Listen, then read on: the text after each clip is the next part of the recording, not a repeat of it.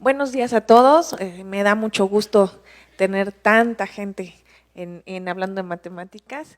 Eh, ahora nos toca escuchar a la profesora Carmen Martínez Adame de la Facultad de Ciencias. Carmen, pues yo la conozco desde que íbamos en la carrera. Me da mucho gusto tenerla aquí. Y bueno, ella estudió en la facultad y luego estudió su doctorado en King's College, en Londres, y lleva desde el 2007 aquí como profesora de tiempo completo. La pueden encontrar luego dando clases aquí en la facultad. Carmen, muchísimas gracias por estar aquí. A todos por estar aquí, a los organizadores, en especial a Mocuy por haberme invitado. Y bueno, yo les voy a platicar un poco hoy sobre las integrales, ¿sí? La teoría de integración es un tema muy amplio y en realidad vamos a hablar de la teoría de integración moderna, pero antes pues quería empezar con un breve contexto de todo lo que no voy a hablar, ¿sí? En muchos libros, en mucha bibliografía, ¿no? Se suele decir que Arquímedes es como de los precursores de cálculo integral. Y desde cierto punto de vista, sí, ¿no? Él calcula áreas por ejemplo, de la parábola, con base en el método de exhaustión, por eso pongo aquí Eudoxo, y digamos, lleva a cabo un proceso de aproximación de áreas y por eso se dice que es un precursor a la teoría de integración, entendida esta como la teoría para calcular áreas, ¿no? Después tenemos una brecha en el tiempo larga y aquí quise poner a Kepler, Cavalieri como representantes del movimiento de los indivisibles, que es también importante, como que forma parte de los ingredientes que se necesitan para la teoría de la integración. Fermat y Wallis, también parte de este movimiento. Fermat parte del movimiento para calcular sobre todo las tangentes a una curva. Y luego pues como que dos grandes personajes, Newton y Leibniz, dependiendo a quién leemos, ¿no? Cada quien es responsable de cierta parte en el desarrollo del cálculo diferencial e integral. Y una vez dadas esas bases, pues quise mencionar a Bernoulli, a Euler y a Lagrange como matemáticos que habían trabajado para llevar la teoría de Newton y Leibniz hacia adelante, ¿sí? Pero bueno, entonces digamos, este es el contexto, ¿no? Nos lleva más o menos a principios del siglo XIX, y ahí es donde va a empezar nuestra charla. De hecho, nuestro punto de partida va a ser Cauchy, y es a quien yo me voy a referir a él como el padre de la teoría de la integración. ¿Por qué? Es el primero en dar una definición constructiva de la integral, ¿sí?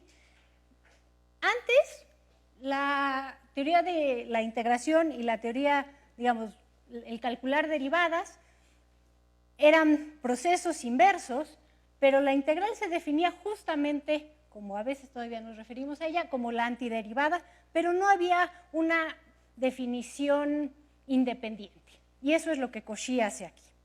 ¿Qué es lo que hace? Lo voy a ver rápidamente, ¿sí? Él toma una función y pide que sea continua con respecto a una variable x y la define en un intervalo real. Estoy utilizando la notación que utiliza cada uno de los autores a los que nos vamos a referir, ¿no? Entonces, Cauchy toma una función continua que está definida entre x0 y x mayúscula. Toma n-1 valores entre los extremos en los cuales está definida la función y considera la longitud de los intervalos que genera esta división. Después dice que hay que multiplicar a cada elemento de la lista anterior por el valor que toma la función en el extremo izquierdo de cada intervalo. Y considera esta suma, que es la longitud del intervalo por el valor de la función en el extremo izquierdo. ¿Sí? Y hace notar que esta suma, pues evidentemente depende del número n y de cómo se escogieron estos valores.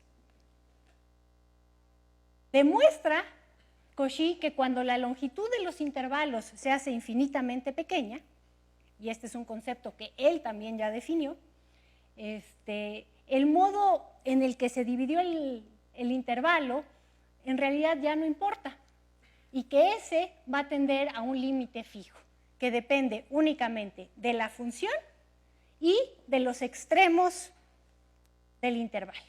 Y es ese límite al que llama la integral, y la denota como todos sabemos. ¿Sí? Entonces, digamos, esto es Cauchy, es 1823, y para definir la integral, él está pidiendo de antemano que la función sea continua.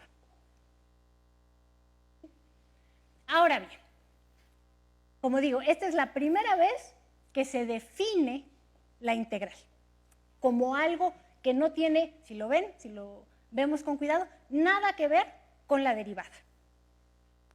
Y entonces también en el texto que les mostré en la diapositiva anterior, en ese texto, Cauchy enuncia y demuestra lo que conocemos hoy como el teorema fundamental del cálculo, que en realidad no era un teorema antes. ¿Sí? Antes de Cauchy no tenía por qué ser un teorema. La integral era aquello que satisfacía esa definición, el ser la antiderivada. Pero Cauchy da una definición de integral, también da una definición de derivada, son completamente independientes, y vía el teorema fundamental del cálculo, como lo conocemos ahora, es que se ve que están vinculadas. ¿Sí? Ahora, si avanzamos tantito, ¿no?, llegamos a Riemann. En 1854, en un texto sobre la representación de funciones en series trigonométricas, Riemann se pone a estudiar cómo va a expresar las funciones de esa manera y encuentra que hay ciertas cosas que no están del todo claras en el proceso de integración. La primera es fácil de mencionar, ¿no? Cauchy pidió para definir la integral que la función fuera continua. Y Riemann para este momento, y desde antes, el propio Cauchy y Dirichlet saben que es una condición demasiado fuerte, que hay funciones que no son continuas, que se pueden integrar. Sin embargo, Cauchy no tiene a la mano algo que lo sustituya. Sabe que necesita pedir algo, pero no sabe qué, para que la función se pueda integrar. Y entonces, lo que Riemann hace en el 54 es preguntarse, ¿qué es lo que debemos entender por esto?, ¿no? Y aquí cito a Riemann en su traducción al inglés. Dice que el concepto de integral definida todavía es vago, y que él, antes de ponerse a trabajar sobre lo que de veras le interesa, se va a preguntar qué es lo que debemos entender por esa integral. ¿Sí? Y entonces, ¿qué es lo que hace? Hace algo muy similar a lo que hizo Cauchy, ¿sí? Salvo que él, bueno, toma una función definida en el intervalo que ahora va de a b, ya no pide que sea continua, es una función nada más, y considera también una partición del intervalo y utiliza la siguiente notación, ¿no? El primer subintervalo lo llama delta 1, el segundo delta 2, etc. Y considera también una sucesión de fracciones que pide que sean menores que 1 y considera una suma análoga a lo que había hecho Cauchy, ¿no? Las deltas son las longitudes de los intervalos y evalúa la función, pero ya no en el extremo izquierdo, sino en el extremo izquierdo más un poquito. ¿Sí? Algo que es menor que 1 por la longitud del subintervalo. Y Riemann dice, bueno, esta suma depende obviamente de la selección de los subintervalos y de las épsilon. Y luego dice, sí, ¿no?, es condicional, se cumple la propiedad de que sin importar cómo se elijan las deltas y las épsilons, S tiene un límite fijo cuando las deltas se vuelven infinitamente pequeñas, entonces existe el límite y lo voy a llamar la integral. ¿Sí? O sea, nos está dando un criterio, ¿no? A él lo que le interesa es ver cuándo va a existir la integral. ¿Sí? Si no se cumple esto, pues entonces este número no está definido. ¿Sí? Y luego dice, bueno, vamos a ver en qué casos las funciones pueden ser integradas y en qué casos no. Y entonces presenta condiciones necesarias y suficientes para que la suma S, es decir, lo que nos va a dar, con respecto a lo cual vamos a tomar el límite, ¿no?, converja cuando las deltas, recuerden, las deltas son las longitudes de los subintervalos, ¿no?, cuando se van a cero. Y obtiene el siguiente criterio, que es constructivo también, ¿no? Nos dice, para que una función sea integrable en un intervalo, es necesario y suficiente que se pueda dividir al intervalo AB en subintervalos de tal forma, y aquí veamos con cuidado qué es lo que nos dice arriba, de tal forma que la suma de las longitudes de aquellos subintervalos en los cuales la oscilación de la función sea mayor que epsilon, para cualquier epsilon dada, sea tan pequeña como se quiera. ¿Sí? ¿Qué es lo que nos está diciendo? Tenemos una función, está definida en un intervalo AB, y entonces la condición, el criterio que me voy a tener que fijar que se cumple, es que se pueda dividir al intervalo AB de tal manera que las longitudes, la suma de las longitudes de los subintervalos en donde la función oscila mucho, la puedo hacer tan pequeña como yo quiera. ¿Sí? O sea, si mi función aquí oscilara mucho, no hay problema siempre y cuando yo puedo hacer que eso sea tan pequeña como yo quiera. Si eso pasa, entonces la función es integrable. ¿Sí? Ahora, me detengo en esto porque este no es el criterio que nos suelen poner cuando nos enseñan la integral de Riemann. ¿Sí? Es equivalente. Sin embargo, este es el criterio que nos da Riemann. ¿Sí? Y es importante, digamos, hacer esto con cuidado para ver por qué fue necesario cambiar esto y por qué la integral de Riemann ahora se presenta de una manera equivalente, digamos, pero diferente a esto. ¿Sí? Entonces, cuando esto pasa, Riemann va a decir que la función es integral. Y en la misma memoria, Riemann tiene una función muy interesante, los invito a que la vean. La memoria de Riemann se puede conseguir en la red, tanto en el original en alemán, en una traducción al francés y al inglés también, ¿no?, de una función que es discontinua en un montón de lados y sin embargo que se puede integrar. Ahora, avanzando tantito, quisiera detenerme en dos autores más, en Darboux y Volterra. ¿Sí? En 1875, Darboux escribe una memoria que está dedicada a estudiar las funciones discontinuas y ahí es en donde se definen las sumas superiores e inferiores de una función, ¿sí?, las que conocemos, y Darboux muestra ahí que esos límites siempre existen. Y poquito tiempo después, Volterra, en el 81, introduce para esas sumas los términos de integral superior e integral inferior junto con esta notación. ¿Sí? Y entonces lo que nos dice Volterra, basado en lo que ya había hecho Darboux, es que una función, si f es una función acotada y está definida en el intervalo AB y se cumple que estas sumas sean iguales, entonces ese valor común es lo que se suele llamar la integral de Darboux y coincide con la integral de Riemann. ¿Sí? Y de hecho, esta es la forma en la que normalmente se presenta la integral de Riemann, ¿no?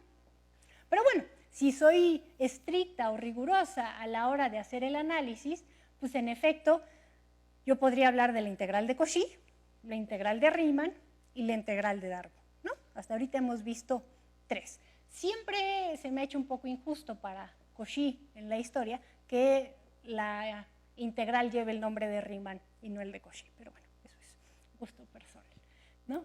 Pero bueno, entonces aquí vamos como en esta tercera integral, que pues tiene la ventaja de que nos da un criterio diferente al de Riemann para calcular y que además resulta ser equivalente a él, ¿sí? Entonces, esto es más o menos 1881. Ahora, aquí me gustaría señalar algo que es importante para lo que viene hacia adelante. Y es que Volterra, cuando está, digamos, si se preguntan por qué está trabajando en esto, Volterra está interesado en estudiar qué funciones se pueden integrar, o sea, como que distinguir claramente entre las que sí y las que no, y en particular le preocupa el hecho de que haya funciones que se pueden derivar, pero que las derivadas no son Riemann integrables o Darboux integrables. ¿Sí? Hay para estas épocas ya conocidas funciones del estilo x cuadrada por el seno de 1 entre x, ¿no? Que es una función que se puede derivar, ¿sí? Si quieren, la definimos como, como 0 en el 0, y fuera de eso, de esa manera, esa función se puede derivar, pero la derivada no es Riemann integrable, ¿sí? Ahora, ¿qué pasa con la derivada de esta función en particular? Pues resulta ser no acotada. Pero entonces Volterra construye una función basada en esta, no la voy a construir aquí porque se nos iría buena parte de la hora que tenemos, pero trata de hacer copias de esta función en intervalos chiquitos. Entonces, esa función, que de hecho se conoce como la función de Volterra, es una función que se puede derivar en todas partes, la derivada es acotada en todas partes y, sin embargo, no es Riemann integrable. ¿Sí? Entonces, ahí hay algo que, digamos, llama la atención y que Volterra quiere estudiar. ¿Sí?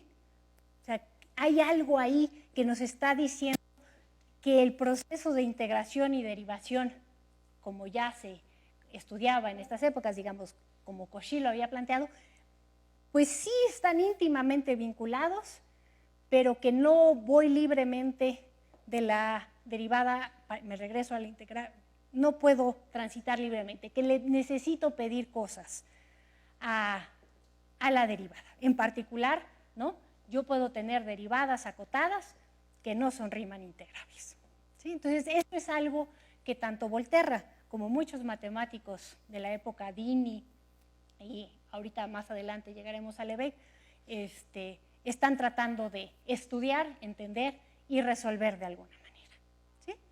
Ahora, voy hacia Lebesgue, que tiene que ver con lo que acabo de decir, pero hago una pausa en Stieltjes, voy en orden cronológico, quien introduce otra integral, ¿no? Hasta ahorita, en las sumas que teníamos, ¿no? Estábamos multiplicando f evaluado en algún punto por las longitudes del intervalo. Y Stieltjes, en esta memoria que está dedicada al estudio de las fracciones continuas, considera ponerles un peso. ¿Sí? O sea, ya no nada más integro con respecto a la variable x, sino con respecto a una función. E introduce esta notación, ¿no? La integral de una función con respecto no a la variable, sino con respecto a una función que depende de esa variable. ¿Sí? Y se da cuenta Stieltjes que f, si pide que f sea continua y que phi, en este caso, sea creciente, entonces el límite de estas sumas, es decir, esta integral, siempre existe. ¿Sí? Esta integral tiene muchísimas aplicaciones, digamos, si nos metemos hacia la probabilidad, y tiene la ventaja de que pues, es una generalización de la integral de Riemann y Darboux, ¿no? O sea, si yo aquí me quedo con phi como la identidad, pues entonces cumple todo esto. ¿Sí? Ahora, una cosa que es muy interesante es que, bueno, este tipo de integrales se conocen como las integrales de Stieltjes o de Riemann-Stieltjes, pero resulta ser que Stieltjes no fue el primero en trabajarlas, sino que había un matemático húngaro, Koenig, que en sus clases ya las había presentado y de hecho tiene un trabajo publicado en 1897 que se llama Sobre la teoría de integrales definidas, que no he leído porque está en húngaro, ¿no? Lamentablemente, pero es trabajo pendiente para mí, ¿no? A Koenig se le conoce, no, digamos, puede que no sea de los matemáticos más conocidos, pero es famoso porque en 1904, en el Congreso Internacional de Matemáticos, dice tener una prueba de que la hipótesis del continuo es falsa, ¿no? Es rápidamente refutada por Zermelo, pero bueno, es el mismo matemático. Bien.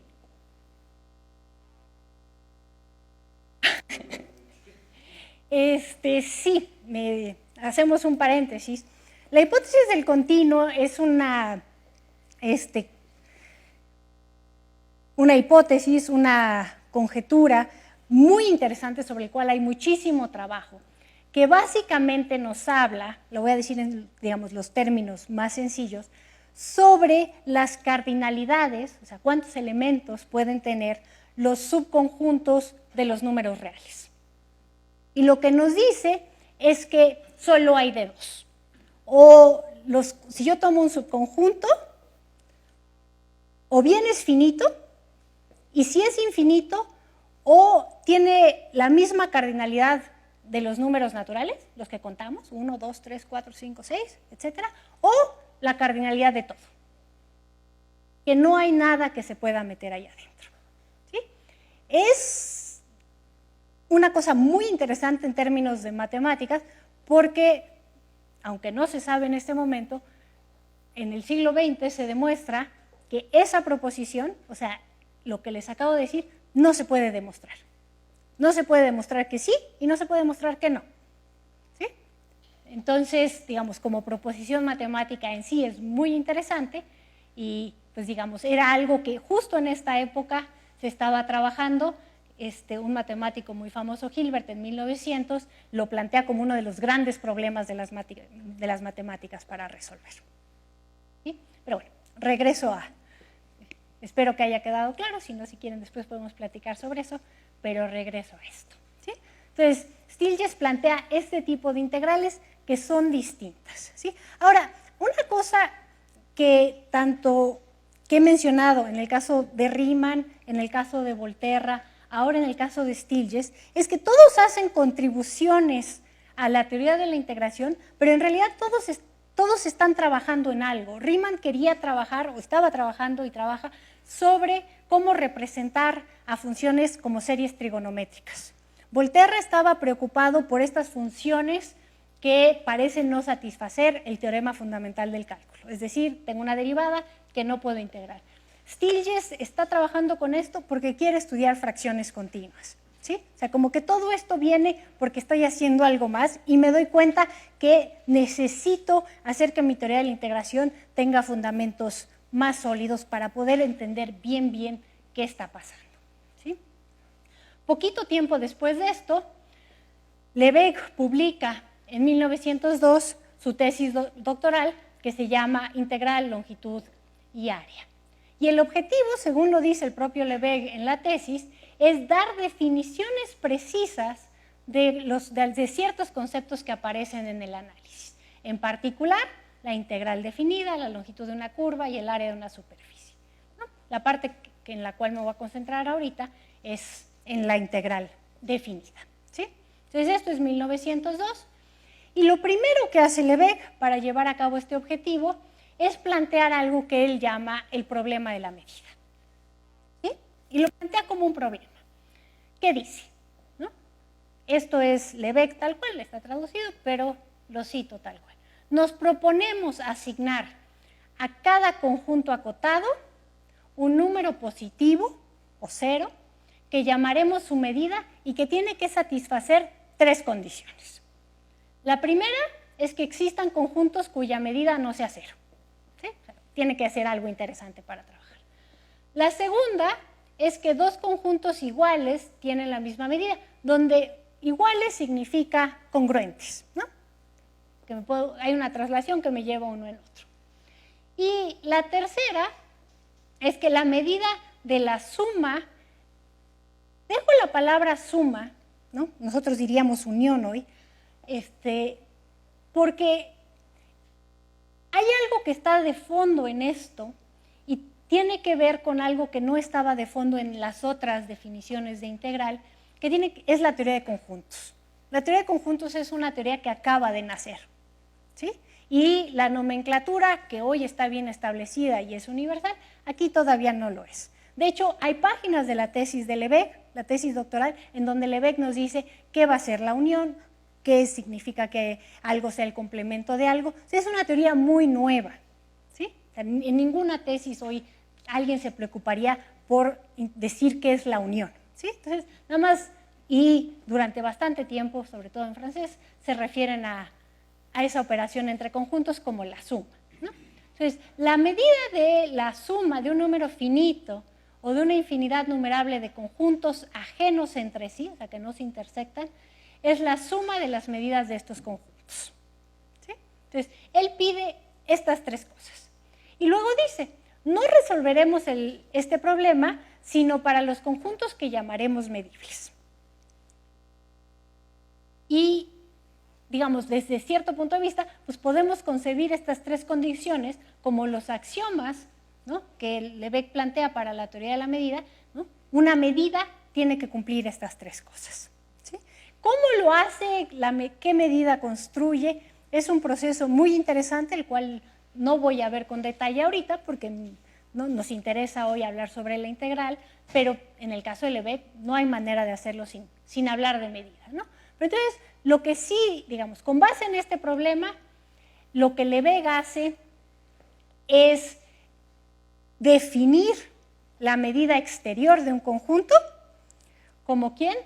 Como el ínfimo de este tipo de sumas, donde las is-n's son colecciones numerables de intervalos en cuya unión está contenido el conjunto que queremos medir, y L es la longitud usual. ¿Sí? Entonces, es la medida exterior de Lebesgue como se presenta hoy, ¿sí? Como el ínfimo de esas sumas. Él hace algo que no hacemos hoy, ¿no? Que es que a partir de esta definición define lo que significa que algo sea una medida interior, que de hecho es, para decirlo rápido, es la medida exterior del complemento del conjunto. Para él son conjuntos acotados, entonces está trabajando siempre en un pedazo acotado, y entonces con base en eso define que un conjunto va a ser medible si la medida exterior y la interior coinciden, ¿sí? Esto es equivalente a lo que se hace hoy, ¿no? Y hoy se parte siempre de estas longitudes, ¿no? Ahora, una vez hecho esto, ¿no?, ¿qué es lo que Lebesgue hace con respecto a la integral? ¿No? Él considera una función f definida en un intervalo a b. Y Lebesgue dice que basta hacer una relectura cuidadosa de lo que hace Darboux, pero en vez de hacerlo como lo hizo Darboux, pensarlo en términos de medida exterior e interior y llegar a la siguiente generalización, ¿sí? Lebesgue dice, sean E1 y E2 los conjuntos en el plano acatados por la gráfica de f, ¿sí? E1 es la parte positiva, E2 la parte negativa, ¿sí? O sea, si hubiera algo abajo del, ¿no? O sea, si esta función bajara, E1 sería lo que está arriba del eje y E2 sería lo que está abajo, ¿sí?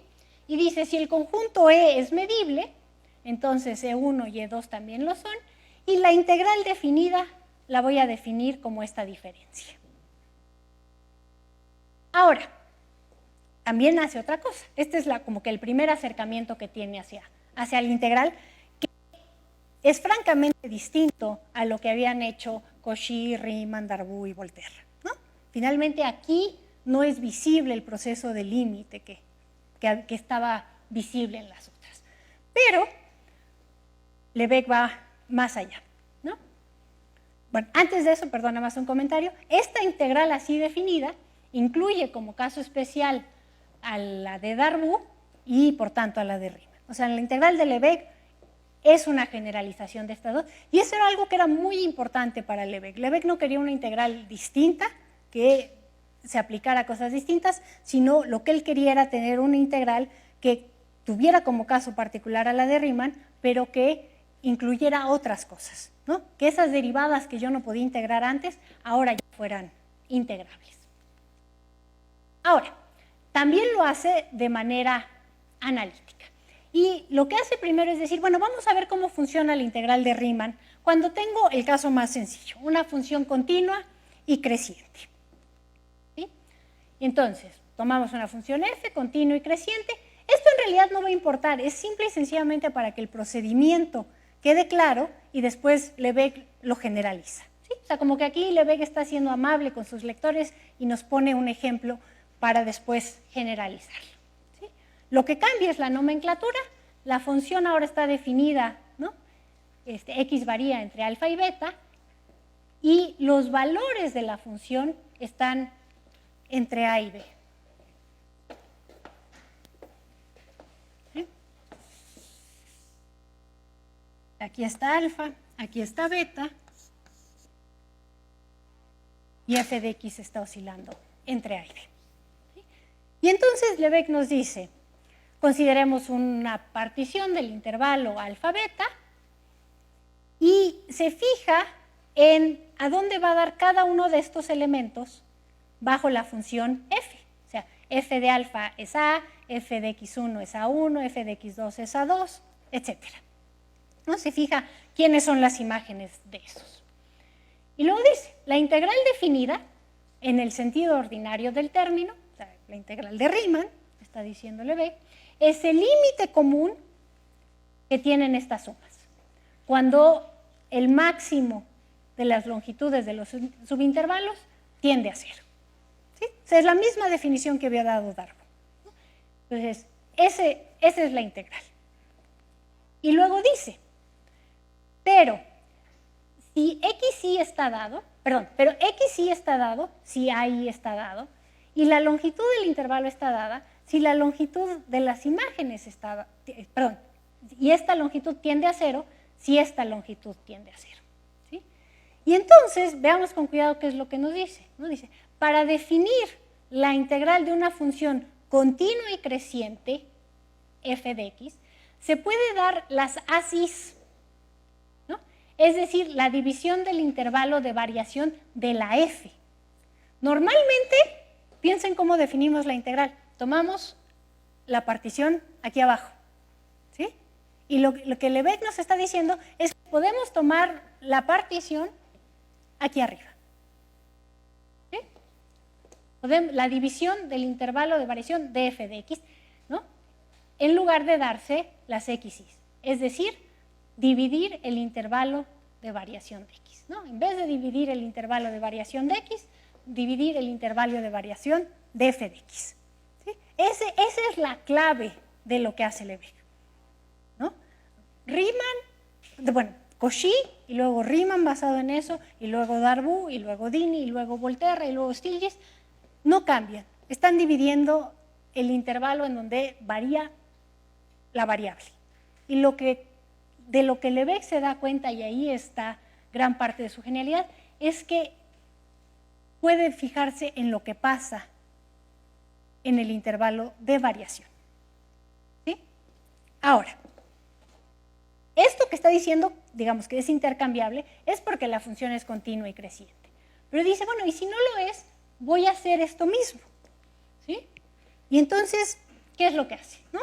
Para definir la integral, en el sentido general, Lebesgue considera una función f, definida entre alfa y beta, que varía entre a y b, y toma de manera arbitraria una división aquí, ¿no? A1, A2, A3, etc. Y luego dice, f de x es igual a i para los puntos de un conjunto EI. O sea, por ejemplo, si aquí tomamos A1, pues eso querría decir que f de 1 es igual a i. Pero si en vez de dibujar esta función, yo hubiera dibujado esta, pues este punto y este punto serían los que forman parte de mi conjunto E1. O sea, me estoy fijando en las preimágenes. ¿Sí? Y luego, ¿no? Perdón, me fijo en las preimágenes de cada uno de los puntos en los que dividí el intervalo y luego en las preimágenes de los intervalos. Y dice, si los conjuntos así obtenidos son medibles, entonces podemos definir estas dos sumas, ¿sí? Que ya están expresadas en términos de medida, pero que aquí sí se ve dónde está la generalización con respecto a lo que había hecho Darboux, ¿no?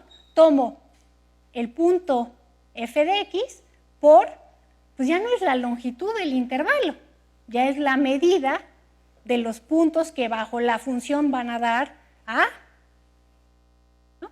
Y luego el intervalo, ¿no? Y entonces esta sería, digamos, la suma por abajo, y aquí que ya estoy tomando el siguiente punto de la partición, sería la suma por arriba.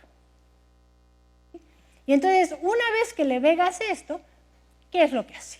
Pues muestra que sigma minúscula y sigma mayúscula van a converger, ¿sí? Tienden a una cantidad fija cuando la norma de la partición aquí se va a cero, es el mismo procedimiento, y lo que nos dice es que estas cantidades, ¿no? Cuando tienen sentido y son iguales, esa va a ser llamada la integral.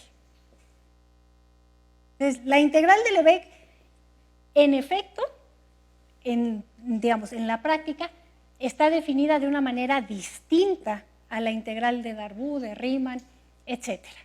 Sin embargo,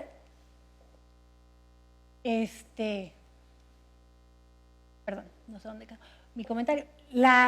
Lo que es realmente maravilloso de la integral de Lebesgue es que aunque la construcción es distinta, si una función tenía integral definida de Riemann, va a seguir teniendo integral definida de Lebesgue. ¿Sí? O sea, lo que en efecto hizo Lebesgue es dar una definición diferente, pero que igual abarca todas las funciones que ya podía yo integrar. ¿Sí? Y Lebesgue muestra, ¿no? El siguiente paso es, bueno, esta integral, ¿qué cosas cumple? ¿No? Ya que hice algo completamente distinto, quiero ver que también se porta. Ve que es lineal, ve que es aditiva, y Lebesgue muestra ciertos teoremas que son muy interesantes, ¿no? Por ejemplo, si una función acotada es el límite de una sucesión de funciones Lebesgue integrables, entonces también lo es. ¿Sí? Y algo que es el precursor de lo que hoy se conoce como el teorema de la convergencia dominada, ¿no? El teorema de la convergencia dominada lo enuncia ya como lo conocemos hoy en 1908, pero pues ya está aquí la base. ¿Sí? Y entonces esto es lo que les decía. Si una función tiene integral de Lebesgue, entonces está al revés. Si una función tiene integral de Riemann, entonces también existe la integral en el sentido de Lebesgue y los valores coinciden. ¿Sí? Eso está mal escrito. Riemann, si es Riemann integrable, es Lebesgue integrable. ¿Sí? Y lo primero que hace Lebesgue es, bueno, lo primero, una vez que tiene todo esto, es mostrar que en efecto su integral es mejor. ¿Cómo lo va a hacer?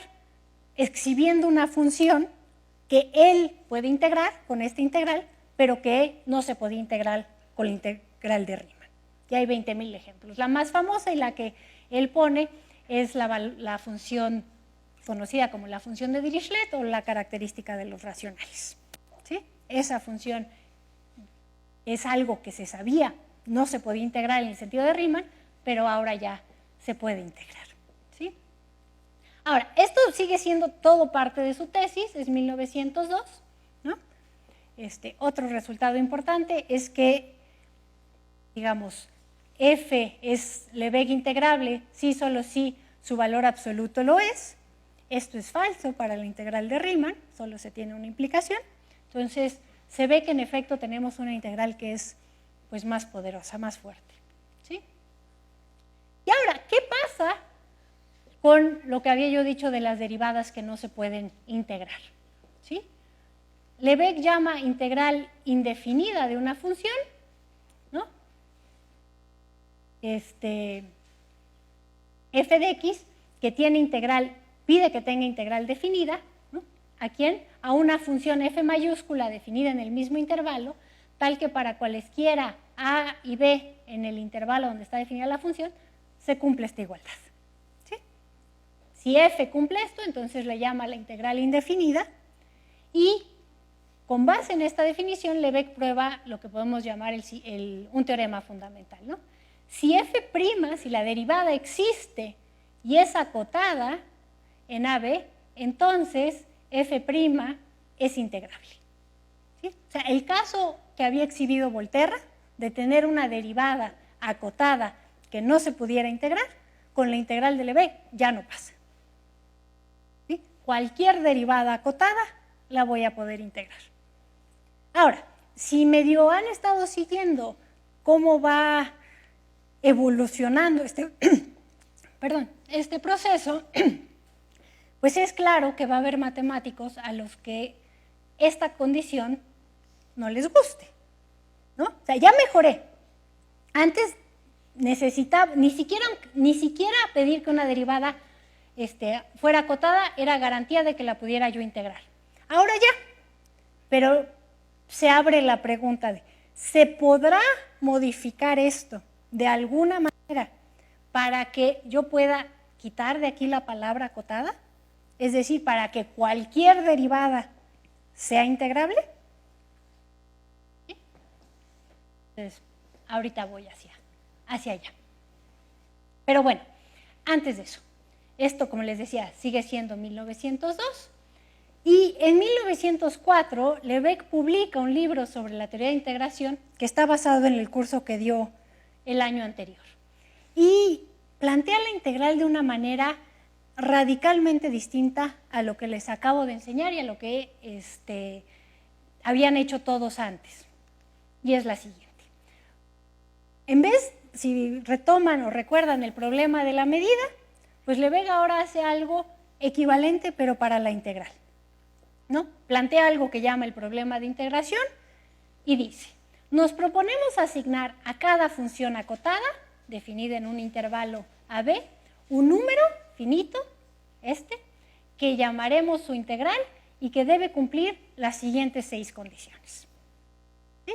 Y si las ven, pues son las condiciones, ¿no? Si quieren ahorita toco el punto de la condición 6, que se espera que cumpla la integral, ¿no? O sea, cuando les presentan ya sea la integral de Riemann o la integral de Lebesgue, lo primero que hacen es demostrarles que se cumplen estas condiciones, ¿no? Que es lineal, que es aditiva, que es monótona, ¿sí? Y entonces Lebesgue como que está volteándonos las cosas, nos está diciendo, y aquí para mí este es un punto clave en la teoría de integración, porque lo que nos está diciendo es, a priori, yo necesito que se cumplan estas propiedades y entonces a cualquier cosa que cumpla estas propiedades, yo la voy a llamar la integral. ¿Sí? Este es un paso clave para meternos en el terreno del análisis funcional, ¿no? Estoy presentando a la integral como una funcional. ¿Sí? Es algo que va a dar al campo, ¿no? Es un número que tiene que ser lineal, aditivo y tiene que cumplir las propiedades que yo quiero que cumpla. ¿Sí?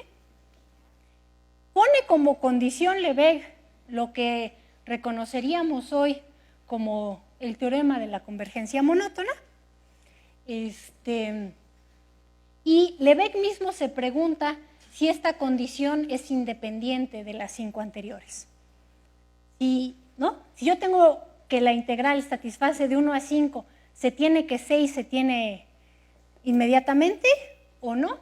Y no es sino hasta 1923 que Banach demuestra que esta condición en efecto es independiente, ¿no? Que si queremos que se cumpla hay que pedirla aparte. Y eso abre toda otra línea de investigación sobre teoría de la medida, a la cual tampoco voy a entrar ahorita, pero que es muy, muy bonita.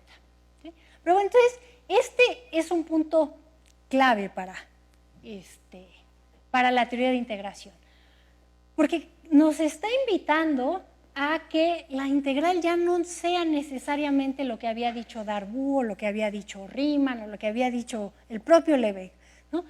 Yo lo que quiero es que la funcional cumpla esto y entonces la llamo integral. ¿Sí? Ahora, avanzamos tantito más, ¿no?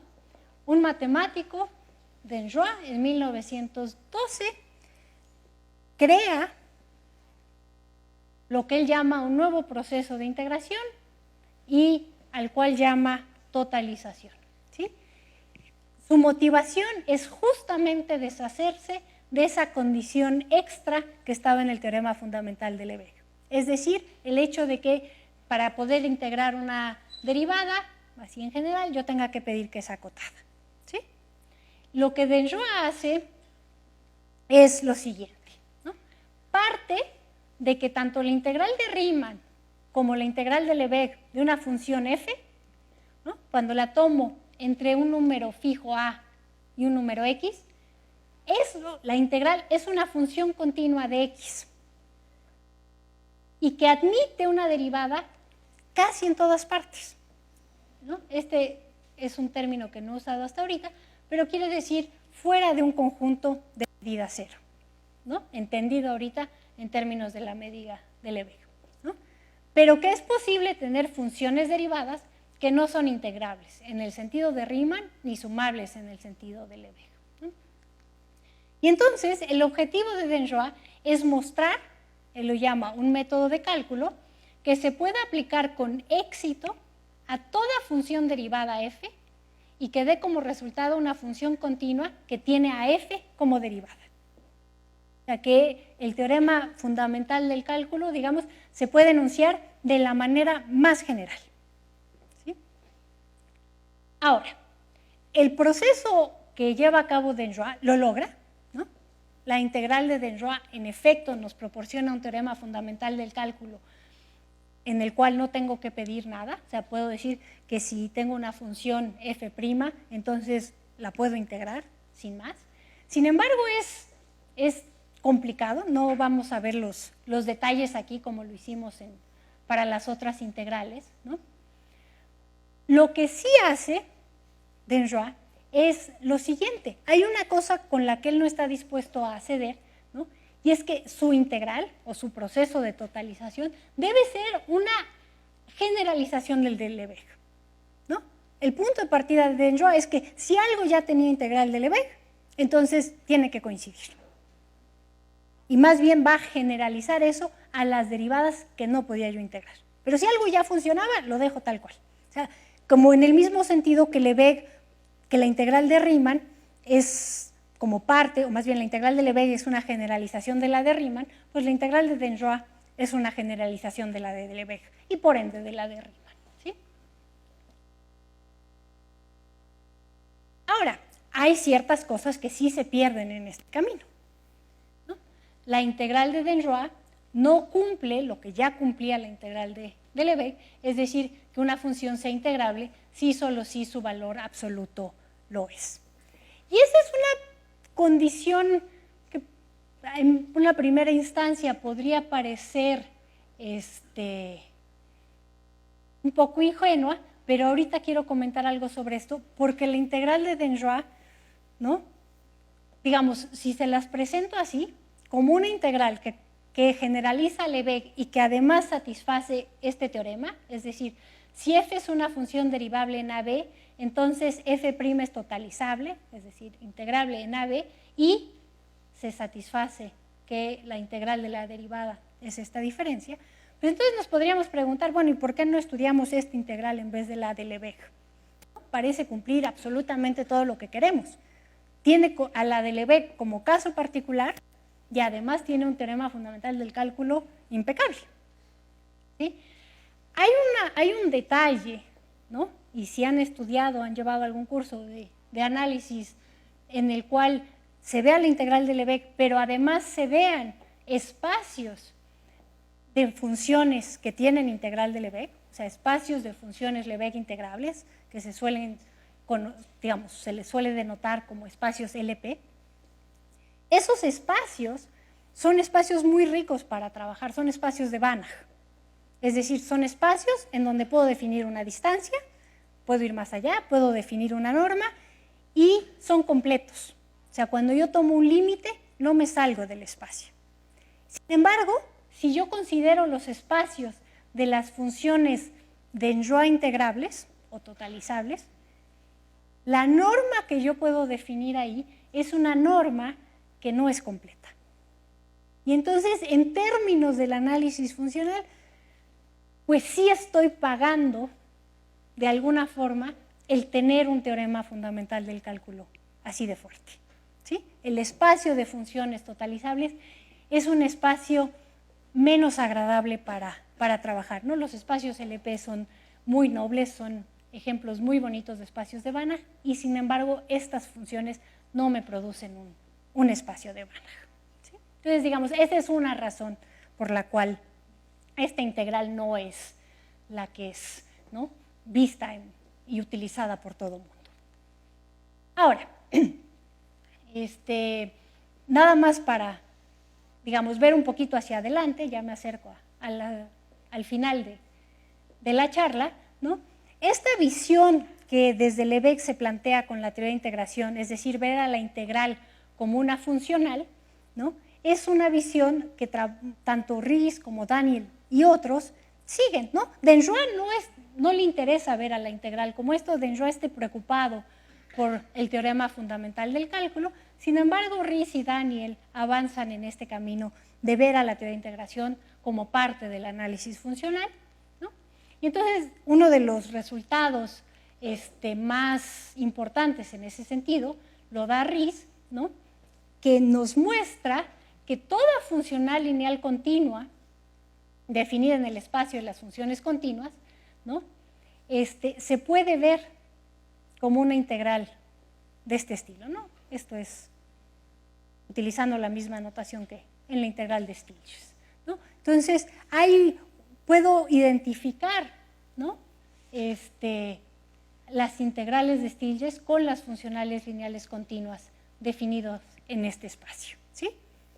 La integral me da una funcional lineal continua, ya lo sabíamos, y más, ¿no? Cualquier funcional lineal continua la puedo ver como una integral con respecto a una función en particular, ¿no?, unas de variación acotada. Pero me dice cómo está funcionando la estructura de las integrales, ¿no? Ahora, este es un primer paso. El siguiente lo da Daniel, ¿no? Y dice, bueno, esto es 1918. La idea de la integral ha sido extendida por varias personas para incluir la integración con respecto a una función de variación acotada, ¿sí? Pero dice, pero estas teorías están basadas sobre el hecho de que conocemos bien en dónde están definidas las funciones. Es decir, que nuestras funciones son funciones que están definidas en algo como R, o los complejos, ¿no? Y lo que quiere hacer Daniel es abstraer por completo en dónde están definidas las funciones. Y entonces, evidentemente, pues tiene que desarrollar nuevos métodos, ¿sí?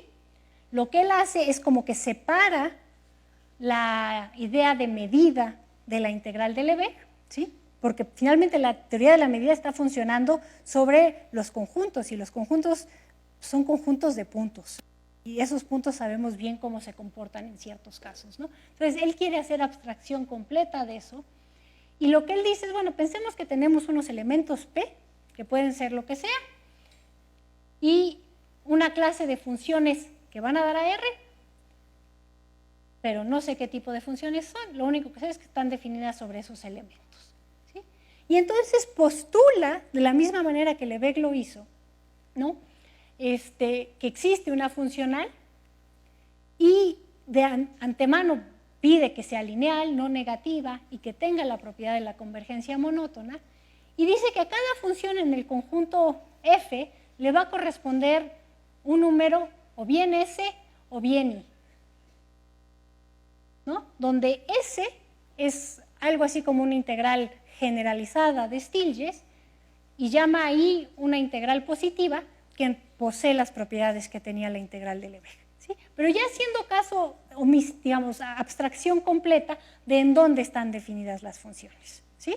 Pero gracias a que, pues como a toda esta parte de medida de la cual puedo hacer como abstracción y lo hace basado en, digamos, el hecho de que puede ver ya a la integral como parte del análisis funcional, ¿sí? El proceso es muy bonito. Esta es una cita del Royden de análisis real. Tiene un capítulo sobre la integral de Daniel. O sea, la integral de Daniel es algo que es perfectamente accesible a la mitad de la carrera, ¿no? Y se los recomiendo que la vean. Es un tratamiento bastante bonito y bastante claro. El artículo de Daniel también es muy bonito, pero es difícil de leer. Y en cambio, lo que hace Royden es ver a la integral de Daniel como esta parte abstracta que Daniel quería, pero como algo que generaliza, digamos, a la integral de Riemann para llegar a la integral de Lebesgue y más allá, ¿sí?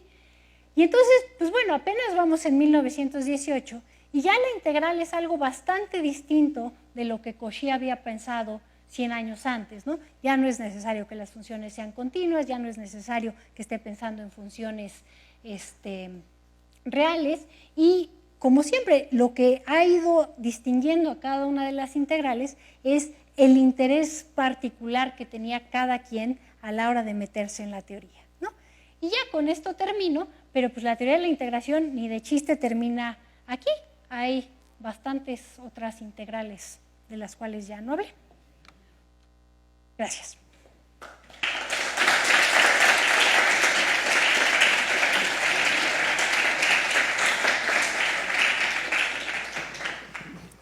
¿Hay preguntas?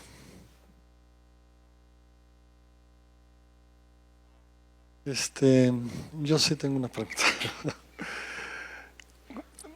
Esta generalización de integrales,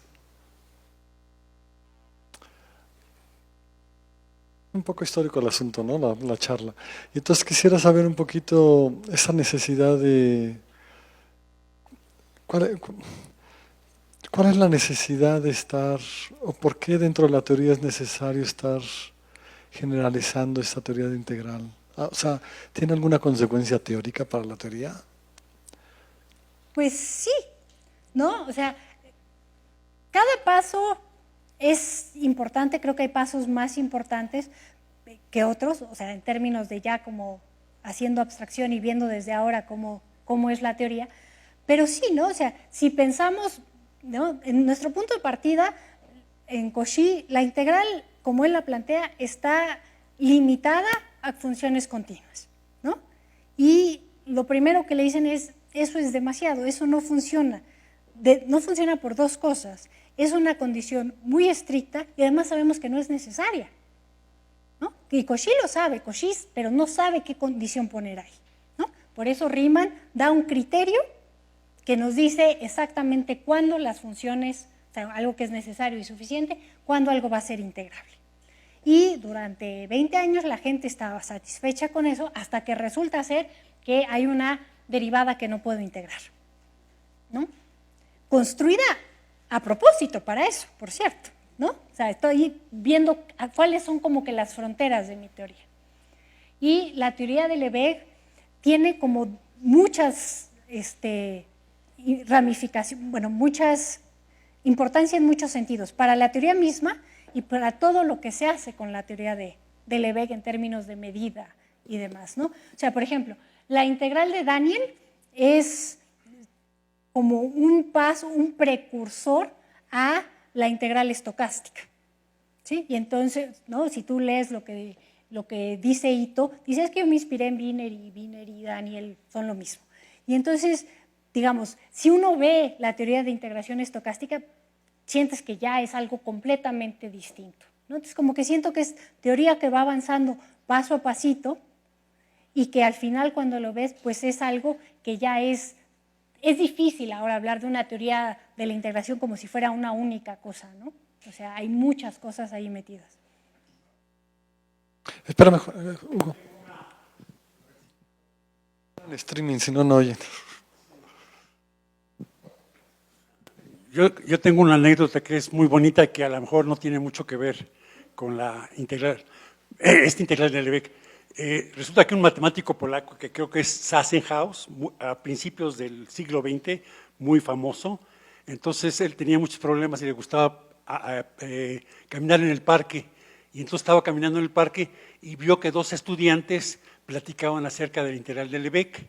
Entonces se acercó a ellos y empezó a platicar con ellos y ya hizo amistad. Y entonces uno de ellos le dijo a este profesor que era Sassenhaus que si no le proponía algún problema para alguna tesis doctoral. Y entonces él lo llevó al estudio y le propuso como 5 problemas. Y entonces a los pocos días regresó este estudiante y le había resuelto varios de esos problemas. Y este estudiante era el famosísimo matemático polaco Stefan Banach. ¿Alguna otra pregunta o comentario?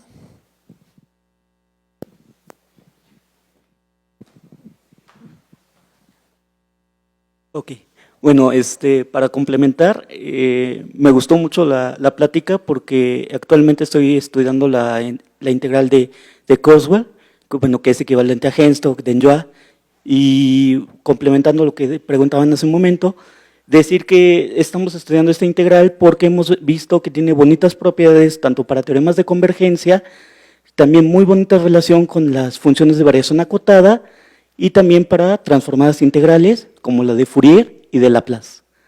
Entonces, ese sería mi comentario. Bueno, mi pregunta era que si la integral de Lebesgue soluciona el problema de la derivada que no se puede integrar, porque lo generaliza a integrar sobre conjuntos abiertos, o qué es lo que… O sea, generaliza, bueno, no escribí la función de Volterra, ¿no? Generaliza, o sea, a ver si entiendo tu pregunta. La integral de Lebesgue, en efecto, soluciona el problema de que cualquier derivada acotada va a ser integrable, ¿sí? No tiene tanto que ver con los conjuntos abiertos y cerrados como tal, sino con el hecho de que yo estoy permitiendo de entrada, ¿no?, tener funciones en donde no me estoy fijando en qué está pasando en términos de, digamos, la longitud de sus intervalos, sino en términos de medida, ¿sí? Y la medida es un concepto que es bastante más amable cuando el conjunto en donde estoy trabajando no es un intervalo, ¿no? O sea, hablar de la longitud de algo que no es un intervalo ni siquiera tiene tanto sentido, ¿no? En cambio, sí puedo hablar muy bien de esta idea de medida, que si bien es un concepto de longitud generalizada, pero ya me permite tener algún tipo de cuantificación sobre qué tan grande el tamaño de un conjunto cuando son puntos nada más y no la longitud de algo. Mencionabas la característica de… Sí, la función, no sé, digamos, si la característica de los racionales, ¿no?, vale 1 si x es un racional y 0 si x no es un racional. Por ejemplo, esta es una función que no es Riemann integrable, porque justamente, si pensamos rápidamente en el criterio de Riemann, Riemann quería hacer chiquito la suma de las longitudes de los intervalos donde la oscilación fuera mucha. Pero sin importar qué tan chiquito lo haga, pues ahí hay racionales y irracionales, entonces la oscilación es 1. No la puedo hacer pequeña. Pero eso porque estoy hablando de la longitud. Pero si me fijo en la medida de los conjuntos, entonces ya no tengo que tomar puntos que estén pegados en términos, ¿no?, de contigüidad, ¿no? Y entonces puedo hablar de conjuntos pequeños en ese sentido y ya son despreciables para la integral. ¿Alguna otra pregunta?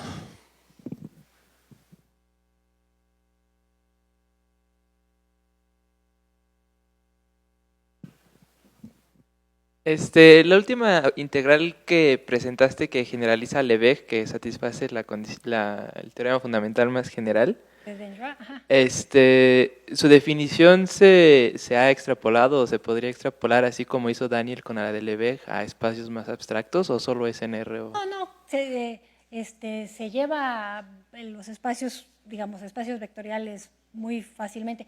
Ah, De ok. hecho, digamos, Denjoy presenta su integral en 1912, luego por aquí anda Perron, que presenta una integral que resuelve el mismo problema y resulta ser equivalente a la de Denjoy, y la más conocida es la de Henstock y la de Kurzweil, que hacen lo mismo, que es la más estudiada al día de hoy, digamos, con la que más se trabaja, pero por ejemplo la integral de McShane hace lo mismo. Y todas presentan a la integral, digamos, dependiendo qué problema quieres resolver o en qué te quieres enfocar, avanzas sobre una u otra sabiendo que todas son equivalentes. Gracias. ¿Alguna pregunta más? No, bueno, pues agradecemos otra vez a Carmen. Gracias.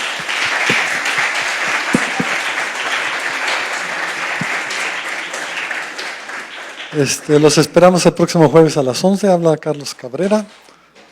Es investigador del Instituto de Matemáticas en la Unidad de Cuernavaca, pero va a estar aquí. Espero que todos vengan.